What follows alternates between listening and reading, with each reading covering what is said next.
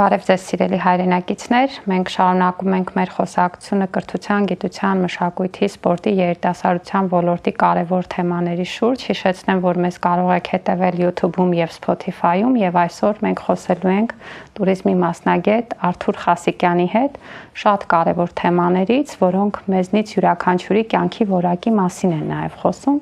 մասնավորապես առողջ ապրելակերպի եւ այնպիսի մի հանգամանքի, ինչպես հեծանիվը օգտագործել որպես փոխադրամիջոց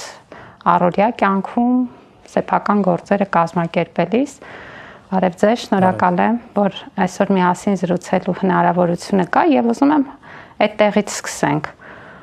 Երբ որոշեցիք, որ այսուհետ մենակ հեծանիվով եք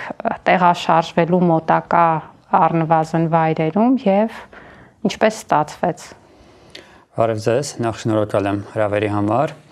Նախ ասեմ, որ ամենասկզբից հեծանիվը որպես տրանսպորտ չի եղել ինձ համար, ինքը եղել է ուղղակի որպես խաղալիք, կոպիտ ասած, զվարճանքի մաս, եւ դու ուղղակի քշում ես ձեր բակում ուղղակի։ Հետո քիչ տարածությունը մեծացնելով ու իր հարմարությունը զգալով, ինքը դարձավ արդեն տրանսպորտի մաս։ Ու հետ վերադառնալ նախկին կյանքին արդեն թվում է թե անհնար, որ չկա հեծանիվ, ես արդեն պետք է գնամ կամ մեքենա չունեմ, կամ պետք է գնամ ավտոբուսով, կամ մետրոյով, կամ տաքսիով, թվում է արդեն մի քիչ անհարմար իրականում, որովհետև հեծանիվը թերևս ինձ համար ավելի արագ է Երևանի պայմաններում, ու ավելի ես գիտեմ A-ից B կետը ինչքան ժամանակում կանցնեմ, դրանով պլանավորում եմ իմ օրը, իմ երթուղին, իսկ եթե ես արդեն հույսս դնում եմ ուրիշ տրանսպորտի վրա, ես չգիտեմ, չեմ կարող պլանավորել օրս, որովհետև չգիտեմ երբ կհասնեմ B կետ։ Հա, բայց գիտեք, հիմա ասում եք դա ինչ շատ հարմար է, շատ տարօրինակ է հնչում այդ արտահայտությունը, որովհետև վստահ եմ, եթե դուրս գանք փողոց եւ մեր պատահական 10 քաղաքացիների հարցնենք, արդյոք Երևանը հարմար է հեծանիվով մի վայրից մյուսը գնալու համար, երևի 10-ն էլ կասեն ոչ։ Այսինքն հեծանիվով գնալը պիտի ոչ հարմար լիներ, հաշվի առնելով տարբեր հանգամանքներ։ Իրականում Երևանի ռելիեֆը այնպիսին է, որ իրականում հեծանիվը մի քիչ անհարմար է, նայած որտեղ ես ապրում, եթե ապրում ես հյուսիսային Երևանի մասում, այնտեղ արդեն անհարմար է մի քիչ, որովհետև ավելի բարձր է, բայց Էրեբունի Շենգավիթ կամ կենտրոն ապրողների համար հեծանիվը ամենահարմարն է երևի, չնայած ես ապրելով եւ Արաբկիրում, հիմա էլ արդեն ապրում եմ Ավանում, այսինքն այդ բարձրադիր մասերում ապրելով, եթե ես ասում եմ հարմար է, ես չեմ պատկերացնում ինչքան հարմար է, եթե դու ապրում ես կենտրոնում Շենգավիթ կամ Էրեբունի ու չես օգտվում այդ ընձեռված հնարավորությունից, որ տալիս է Երևանի ռելիեֆը համենայն դեպս այդ շրջանում։ Շատ լավ, ապրում եք Ավանում, պատկերացնենք առավոտյան ժամը 9 է, դուք դուրս եք գալիս տանից եւ տանից դուրս են գալիս բազմաթիվ քաղաքացիներ, միասնիկյան պողոտան լիքն է մեքենաներով։ Ինչպես եք դուք կարողանում առանձին գծանշման, առանձին հնարավորության հեծանիվով անցնել։ Իրականում այդ սովորելու վրա է, եւ մի քիչ արդեն փորձից է գալիս, դու հեծանիվի չափսերը զգում ես, արդեն գիտես ինչքան է իր չափսերը, հիմնականում քշում եմ կողմնակներով, այսինքն ամենաաճ մասի այդ թեթև ազատ տարածքներով, եթե մի քիչ ավելի բան են քշում իրար, ավելի մոտ են քշում մեքենաներն իրար, ու այդ մասում արդեն էլ տեղ չկա, ստիպված մտնում ես արանքները կամ սպասում ես, մի քիչ մեկը առաջ է գնում, առաջ ես գնում։ Ամեն դեպքում դու խցանումների մեջ չես մնում կամ չգիտեմ, եթե կգնայիր 15 րոպեում հեծանիվով կարող է գնաս 17 կամ 18 րոպեում ծայրահեղ խցանման պայմաններում։ Այսինքն ձեզ բացարձակ չի դժվարացնում ձեր հեծանվա երթը այն, որ առանձին գծանշում չկա հեծանվի համար։ Իրականում սովորել եմ, բայց շատ հարմար կլիներ, եթե առանձին գծանշում լիներ։ Իհարկե ես չեմ հավատում, որ ներկայիս Երևանում մի գիծ կարելի է հատկացնել, ինձ թվում է իմ կարծիքով չի էլ կարելի հատկացնել, որովհետև այդ խցանումների պայմաններում մի գիծ էլ հեծանիվին հատկացնելը դա արդեն կատաստրոֆա կլինի հենց քաղաքի երթևեկության համար։ Բայց այն տեղերում, որտեղ կան ավտոբուսի գծեր, դա ամենահարմարն է, եւ որ հեծանիվը կիսում ես ավտոբուսի հետ ու այդ գծերով քշում ես, դա ամենահարմար բանն է, որ կարա լինի, բայց ոչ բոլոր տեղերը դե կան այդ ավտոբուսի գծերը, մնացած տեղերում ուղղակի համակերպվում ես ու քշում ես մեքենաների հետ կամ մայթերով, եթե դրանք կան ու ունեն թեքահարտակներ։ Դա ուրիշ խնդիր է Երևանի համար, թեքահարտակների քիչ լինելը կամ ավելի քիչ լինելը քան պետք է։ Ես ուզում եմ հասկանալ ինչքան ժամանակ է, որ հեծանիվով եք տեղաշարժվում մի վայրից մյուս վայրը։ Հեծանիվ որպես տրանսպորտ օգտագործում է երևի արդեն 7 տարի կլինի, այս ընթացքում 3 հատ հեծանիվ եմ փոխել, 7 տարի կլինի, որ օգտագործում եմ իրան որպես տրանսպորտ, ոչ միայն Երևանում, այլ նաև Երևանի մոտակա մասերում, այսինքն եթե ես պետք է գնամ ինչ-որ տեղ ու ժամանակի խնդիր չունեմ, ես կնախընտրեմ հեծանիվով, իհարկե սեզոնից կախված, այս սեզոնին օրինակ Երևանի, օրինակ Աբովյան չէի գնա, որովհետև դե ցուրտ է, հարմար չի հեծանիվով ամեն դեպքում, բայց այս սեզոնին Երևանում լրիվ ռեալ է։ Այսինքն ձմեռն էլ հնարավոր է Երևանում անցկացնել հեծանիվով։ Իհարկե, եթե ձյուն չի եկել, այսինքն 4 ձմեռ է, թաց չի գետին կամ առավել եւս սառած, միանշանակ կարելի է հեծանիվը օգտագործել։ Իսկ ինչ եք կարծում, այ արդեն ձեր այս 7 տարվա հեծանիվը որպես փոխադրամիջոց օգտագործելու փորձառությունից ինչ պիտի առաջնահերթ ձեռնարկի պետությունը եւ համայնքը, եկեք այդպես հավաքական դիտենք որպես հիմա մի ամբողջություն, որպեսզի մեր փողոցներում շատանան հեծանիվը որպես փոխադրամիջոց օգտագործող քաղաքացիները։ Իրականում ես մտածում եի, ասում եի, բայց ոնց որ թե հեծանիվ շատ են քշում Հայաստանում, բայց փողոցներում չկան։ Մասնակցել եմ հեծանվային մրցույթների, վարչապետի գավաթին եմ մասնակցել, գնում էի, մտածում էի, որ հա, լավ, երևի մի 100 հոգի մասնակցում են։ Գնացի տեսա շատ մարդ կար իրականում, ճիշտ ամբողջ հանրապետության մասշտաբով էր այդ մրցույթը, ոչ միայն Երևանի, բայց ամեն դեպքում շատ մարդ կար ու ասում եմ, բա ուր են այդ հեծանվորդները, եթե այստեղ մասնակցում են մրցույթի, բա ուր են Երևանում, չկան, ես իրանք չեմ տեսնում։ Փաստորեն իրանք ենթադրում եմ, որ իրանք հեծանիվ օգտագործում են զվարճանքի համար, սենց ասած, ուղղակի քշում են իրանք հաճույքի համար, սպորտի համար, բայց ոչ որպես փոխադրամիջոց։ Որպես փոխադրամիջոց օգտագործելու համար ինձ թվում է պետքա կոմֆորտ սարքել հեծանվորդի համար։ Նախ հեծանվորդը չասեն, եթե մարդը ունի մեքենա ու հեծանիվ, ինձ թվում է ինքը կընտրի մեքենան, որովհետև մեքենայով ավելի կոմֆորտ է։ Ինքը չի ընտրի հեծանիվ, որովհետև հեծանիվը դե պետքա բան պտտի, ոտնակները պտտի, պետքա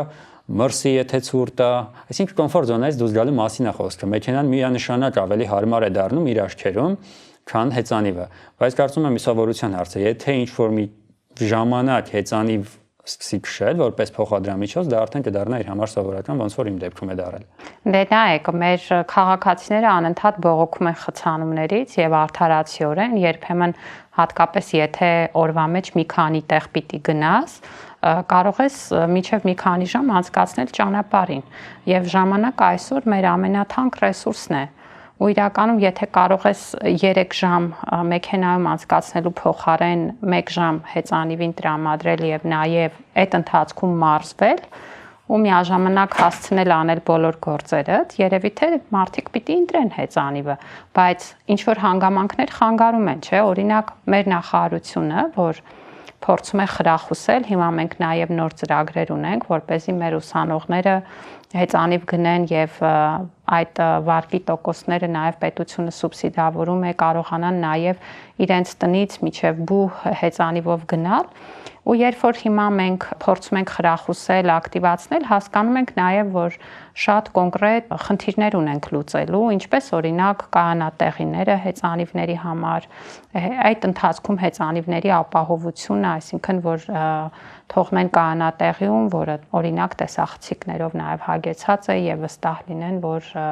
հեծանիվը ապահով կլինի, այսինքն ամեն դեպքում կան անելիքներ, որոնք որ պետության ու համայնքի դաշտում են եւ եթե մենք ուզում ենք մարդիկ ավելի մեծ նախընտրությամբ գնան դեպի հեծանիվի կողմը որպես փոխադրամիջոց, ապա մենք էլ մեր դաշտում անելիք ունենք։ Իրականում հա, անելիքներ շատ կան, բայց կարծում եմ այդ անելիքները որ արվեն, հեծանիվների քանակը փողոցներում այն թվով չի ավելանա, ինչքան որ սպասվում է։ Ու նույնիսկ իմ տրամաբանությամբ, եթե այդ ուսանողներից ու դասախոսներից 10 հոգու ուղղակի նվիրես հեծանիվ, ուղղակի նվիրես, իրանք դա չեն օգտագործի որպես իրենց առօրյա փոխադրամիջոց։ Կան բաներ, որ խանգարում են։ Ինձ թվում է դա հայկական մտածելակերպն է, հայկական պարզենկոտությունն է, հայկական ամենալավին ձգտելն է։ Ինձ թվում է կան բաներ, որոնք որ կխանգարեն կարող է մարդը ինքը նույնիսկ այդ նույն մարդը գնա օրինակ ինչ որ եվրոպական քաղաք, օրինակ Մյունխեն, որ իմ տեսած ամենահեծանվային քաղաքներից է համարվում, ինքը այնտեղ հեծանիվ կքշի։ Թեկուզ այնտեղ հարթ է, կան այդ գծանշումները, կան կայանատեղիները, եթե լինեին այդ կայանատեղիներն ու գծանշումները նաև Հայաստանում, կարծում եմ 10-ից 1-ը դա օգտագործեր որպես փոխադրամիջոց, որովհետև կոմֆորտ զոնայից դուրս գալը շատ դժվար բան է։ Մենք սիրում ենք կոմֆորտ զոնայը Մենք մնալ։ սիրում ենք, մարդը սիրում է կոմֆորտ զոնան։ Կոմֆորտ զոնայից դուրս գալու համար պետք է մի անգամ չէ, մի քանի անգամ անընդհատ տևական իրար հետևից դուրս գաս դու այդ կոմֆորտ զոնայից, որպեսզի դա արդեն մտնի, դա դառնա քո կոմֆորտ զոնան։ Դրա համար եմ ասում, ինձ համար մի քիչ հետ վերադառնալ ոչ հեծանվային վիճակին մի քիչ դժվար է։ Պատմեմ դեպք, որ ուրեմն հեծանիվս գողացան այդ ապահովության բացակայության պայմաններում, բայց այնտեղ կայանատեղի մասին չի խոսքը, ուղղակի շենքի մոտից գողացան հեծանիվս, չձգեցի մի շաբաթ։ Գնացի նորը գնացի մի անգամից, որովհետև շատ դժվար էր ինձ համար արդեն հույսը դնել ինչ-որ ուրիշ տրանսպորտին։ Ես ուշանում էի դասից, օրինակ, ես ուշանում էի ուր պետք է գնամ, ես չէի կարող հաշվարկեմ իմ ժամանակը։ Ինձ համար շատ դժվար էր այդ ամեն ինչը։ Ես ավելի լավ է իմանամ, որ A կետից B կետը կգնամ օրինակ 40 րոպեում, բայց օրինակ կհոգնեմ այդ ընթացքում եւ այլն։ Ավելի լավ է ես դա իմանամ, քան չիմանամ թե երբ կհասնեմ տեղ։ Այդ առումով իրականում ես նախընտրում եմ հեծանիվը դրա համար։ Իսկ ունեք այս ընթացքում օրինակ ձեր շրջապատում մարդիկ, որոնք տեսնում են, որ դուք 7 տարի է հեծանիվը օգտագործում եք եւ ոչ մի տեղից չեք ուշանում եւ իրենք էլ են որոշել առնվազն փորձել։ Չէ։ Չէ։ Սա ոչ սերտի չունեմ։ Չէ, իրականում ունեմ իմ շրջապատում մարդիկ, ովքեր որ սկսել են հեծանիվ քշել, բայց չեմ կարծում, որ դրա ազդեցությունը ես եմ եղել։ Կարծում եմ իրանք հասել են այդ գիտակցությանը, որ կարելի է փորձել։ Սկզբից ես էլ եմ ասում, սկզբից միանգամից որպես տրանսպորտ վերցնելը հեծանիվը մի քիչ ռիսկային քայլ է, այսինքն կօգտագործեմ, չեմ օգտագործի, չգիտեմ, բայց սկզբից եթե դու հեծանիվը վերցնում ես sense ուղղակի սպորտի համար, զվարճանքի համար, ինքը հետո է դառնում որպես փոխադրամիջոց, ոնց որ իմ դեպքում ա եղել։ Այսինքն մարդ հեծանիվը վերցնում է, շաբաթ կիրակի օրերին որոշում է հեծանիվով գնա քաղաքից դուրս, կամ քշի Հրազդանի կիրճովի, Միչայլոց Հրազդանի կիրճը հիմա շատ լավ հեծանվային ճանապարհ է դարձել, շաբաթ կիրակի օրերը փակում են, դա ահավոր շատ է ինձ դուր գալիս, ահավոր խրախուսելի է, որ կան տենց ճանապարհներ Երևանում, որ սպորտի համար են միայն, ինչ որ օրվա ժամերին կամ ինչ որ օրերի կապ չունի, կարևոր իրանք կան։ Սկզբում հեծանիվը վերցնում ես որպես սպորտ, որպես հաճույքի համար գնաս Հրազդանում քշես, օրինակ Հրազդանի կիրճում քշես ձեր բակում, քշես ինչ որ Երևանի հետաքրքիր վայրերում եւ այլն։ Հետո ինքը կդառնա տրանսպորտի միջոց, տրանսպորտային միջոց քեզ համար։ Իհարկե այդ մասում տրանսպորտային միջոց որպես օգտագործելը մի քիչ նույնիսկ կարելի ասել, եթե դու չես տիրապետում ճանապարհային նշաններին, վարորդների վերաբերմունք չգիտես քո նկատմամբ եւ այլն, մի քիչ վտանգավոր կարող է լինել միանգամից ճանապարհով կիսել ճանապարհը վարորդների հետ, բայց քիչ փորձի հիման վրա դառնում է դա տրանսպորտը։ Իսկ այս ընթացքում դուք ո՞նց եք նկատում, ինչպիսին է վերաբերմունքը մեքենաների վարորդների, հեծանվորդների նկատմամբ, ովքեր կիսում են ճանապարհը իրենց հետ։ Սկզբում շատ չեմ կարա հիշեմ իրականում 7 տարի առաջ ոնց էր, բայց ոնց որ թե հիմա ավելի լավ է։ Զիջում են զիջում են ճանապարհը, օրինակ, եթե օրինակ ես քշում եմ դե հեծանվորդը քշում է կողմնակով կամ առաջի գծով, եթե առաջի գծում ինչ որ մեքենա կա կանգնած ու դու էլ չես կարող առաջ գնալ, պետք է արդեն ձախով իրան շրջանցես, մյուս ձախի գծի մեքենան քեզ զիջում է, տեղ է տալիս անցնես մեքենան, գնաս նորից մտնես քո գիծը։ Իրականում շատ հաճախ եմ նման բաներ տենում ու ահա որ գովելի է, որ վարորդները արդեն սկսել են լավ են վերաբերվում հեծանվորդներին։ Այսինքն վարորդները պատրաստ են ճանապարհը կիսել հեծանվորդների հետ։ Այո, եթե հեծանվորդը շատ վատ չի քշում, շատ վատ բաներ չի անում, դիտավորյա, վարորդները միշտ էլ պատրաստ են որ կիսեն։ Ոչ բոլոր իհարկե, բայց մեծ մասը հաստատ։ Գուցե լսել եք, մենք վերջին տարում դուք հիշատակեցիք վարչապետի գավաթի հեծանվավազքի մրցաշարը։ Մենք արդեն 2 տարի է, որ այդ մրցաշարը անցկացնում ենք դպրոցականների շրջանում եւ մեր դպրոցների համար գնել ենք եւ բոլոր դպրոցներին տվել ենք ավելի քան 6000 հեծանիվներ, նպատակ ունենալով հենց հեծանիվ վարելու մշակույթը արմատավորել հենց այն տարիներից, երբ որ դրանք կարող են ձևավորել նաև առողջ ապրելակերպի հանրային վարքականon եւ կարծում եմ, որ ձեր պես մարդիկ, ովքեր որ իրենց առօրյայում ուղակի հեծանիվ ունեն որպես անբաժանելի մաս, շատ կարեւոր է նաև, որ մեր երեխաների համար տեսանելի լինի եւ հասկանան, որ իսկապես հեծանիվը ոչ միայն ժամանցի հրաշալի միջոց է, ոչ միայն սպորտաձև է, բայց նաև շատերի կյանքը թեթևացնելու ամենահարմար եւ նաեւ էկոլոգիապես կանաչ փոխադրամիջոց է, ինչը նույնպես շատ կարեւոր է։ Ես հաճախ մտածում եմ օրինակ, նայեք, մենք մարզերում ունենք հանրային տրանսպորտի հասանելիության խնդիր։ Մի բնակավայրից մյուսը գնալը եւ հաճախ այդ հատկապես այս փուլում, երբ որ ճանապարհները հիմնականում գերակշիռ մեծամասնությամբ շատ լավ վիճակի են կամ արդեն նոր կառուցված են, հիմնանորոգված են եւ միշտ մտածում եմ, որ այդ բնակավայրերում հեծանիվը նաեւ կարող է լինել այդ ազատության միջոցը մի բնակավայրից մյուսը գնալու, երբ որ դու չգիտես ինչպես անցնել օրինակ 3-4 կիլոմետր ճանապարհ այս գյուղից մոտակա քաղաք, հեծանիվն է ուղիղ պատասխանը, որովհետեւ կարող ես շատ հեշտությամբ հանգիստ տնօրինել քո ժամանակը։ Ու չգիտեմ, քանի որ դուք նաև туриզմի մասնագետ եք եւ շատ արշավների եք լինում ու նաև շատ եք լինում մեր տարբեր բնակավայրերում,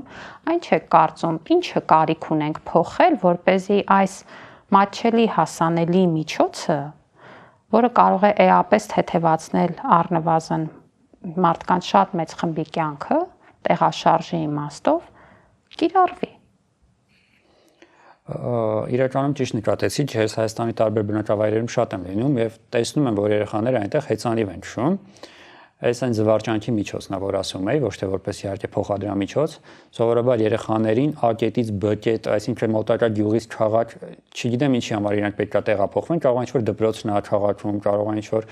երաժշտական դպրոց են գնում կամ կերպարվեստի դպրոց են գնում, որը քաղաքում իրանք ընտրեն հեծանիվը, դա շատ լավ կլինի իրականում, բայց ինձ թվում է ծնողների վերաբերմունքը երեխան հեծանիվով գնա կողքի քաղաք մի քիչ խիստ կարող է լինել, վտանգավոր է, մի գնա, արի ես քեզ կտանեմ, չգիտեմ, արի տաքսի կանչենք տաքսիով գնա, ինձ թվում է ծնողների վերաբերմունքը, իրականում երևի թե ճիշտ է, որովհետև եթե Երևանում հեծանվորդներին արդեն ավելի լավ են վերաբերվում վարորդները, ավելի ըմբռնումով են մոտենում, ես եթե հեծանիվով գնում եմ քաղաքից դուրս, ինչ-որ շրջաններ, արդեն մի քիչ ուրիշ ձև են նայում դրան։ Արդեն ճանապարհը մեր նախի ես մտել ճանապարհ, չի ուրիշ տեղով, բայց այնտեղ ուրիշ ճանապարհ էլ չկա, ասենք ով է տեսել, որ ինչ-որ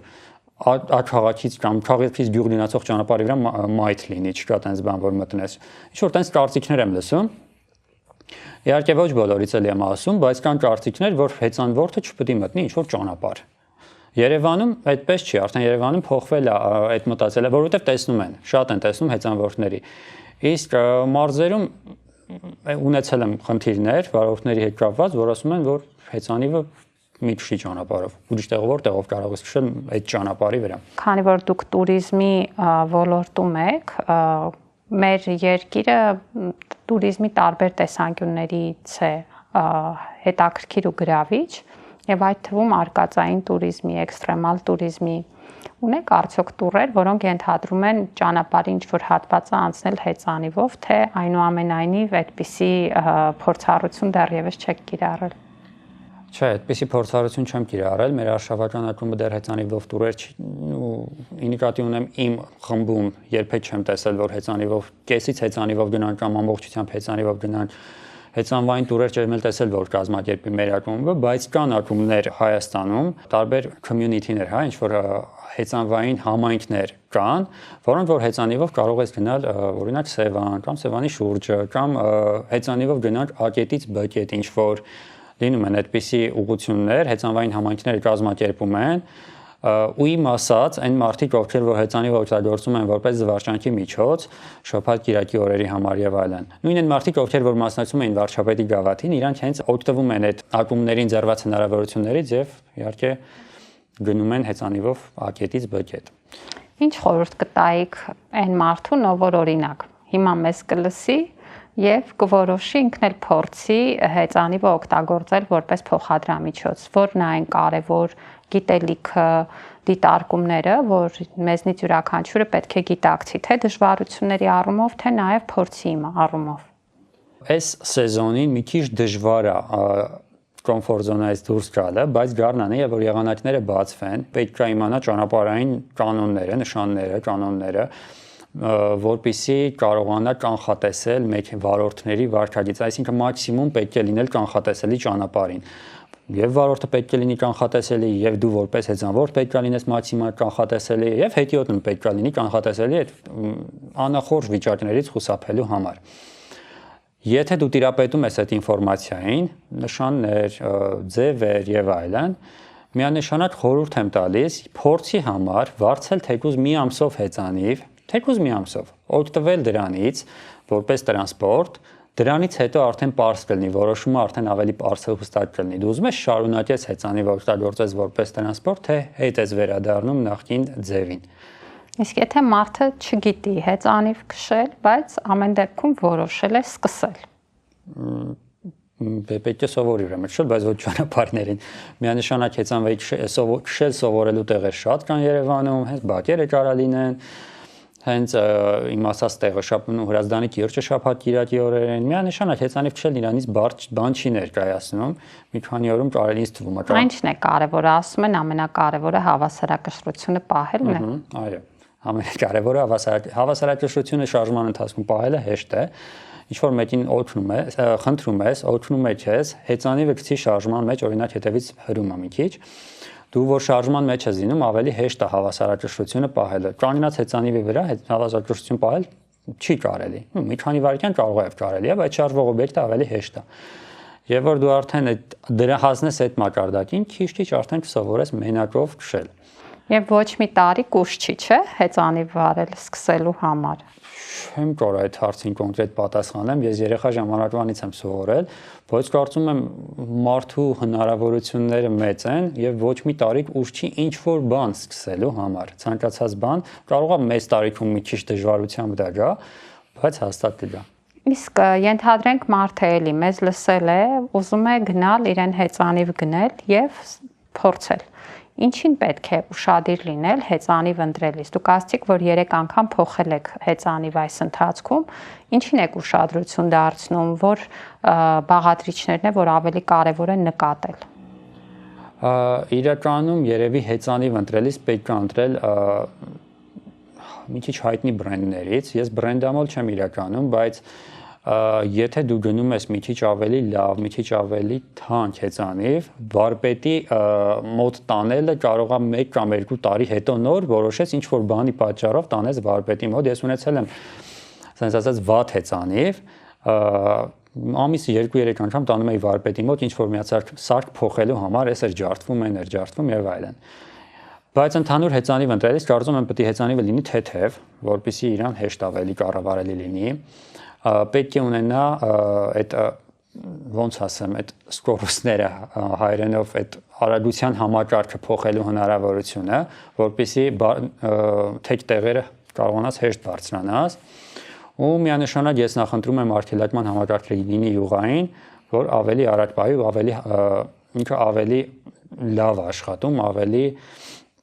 հեշտ է իր արգելակումը լինում ու ավելի ուշափչանում միանշանակ։ Իսկ մութ ժամանակ ինչ հագեցվածություն պիտի ունենա հեծանիվը, որպեսզի օրվա մութ ժամանակ վարելիս վստահ լինենք, որ անվտանգության բոլոր կանոնները պահպանված է եւ մի նյուանս էլ մենք գիտենք, որ հեծանիվը վարելիս շատ կարեւոր է սաղավարտի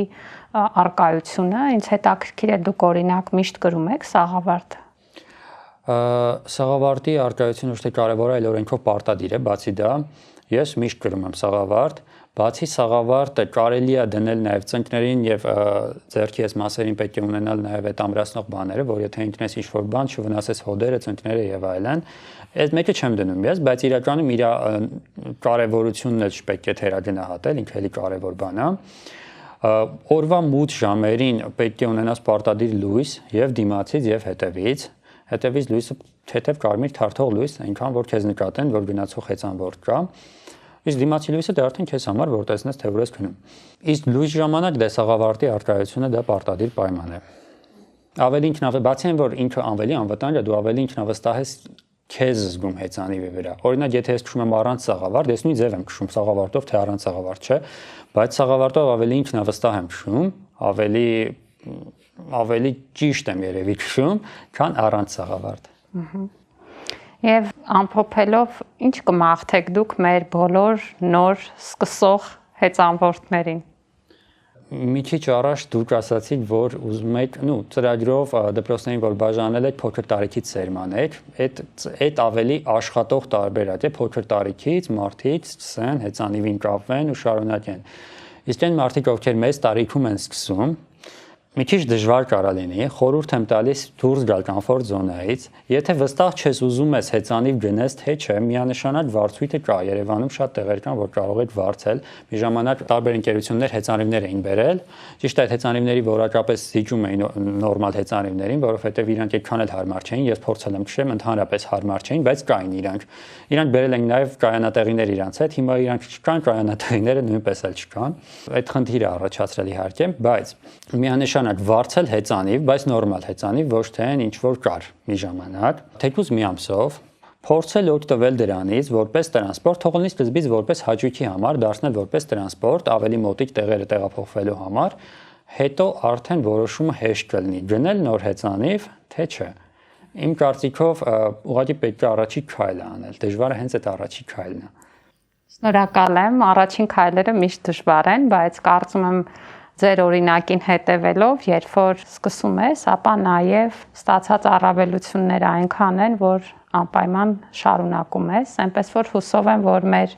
քաղաքացիները մեզ լսելով առնվազն կսկսեն մտածել այս հնարավորության մասին եւ պետք է հիշեցնեմ, որ մենք էլ մեր տարբեր ծրագրերով եւ քաղաքականություններով աջակցում ենք, խրախուսում ենք եւ կարծում եմ հեծանիվը յուրաքանչյուրից նաեւ սեփական ժամանակը տնօրինելու ազատություն է տալիս, այն ինչ դուք նշեցիք եւ այն ինչը դառնում է ժամանակակից մարդու համար ամենակարևոր բաներից մեկը։ Շնորհակալ եմ, ձեզ հաջողություն եմ մաղթում։ Ձեզ շնորհակալ Տիկին Անդրեասյան։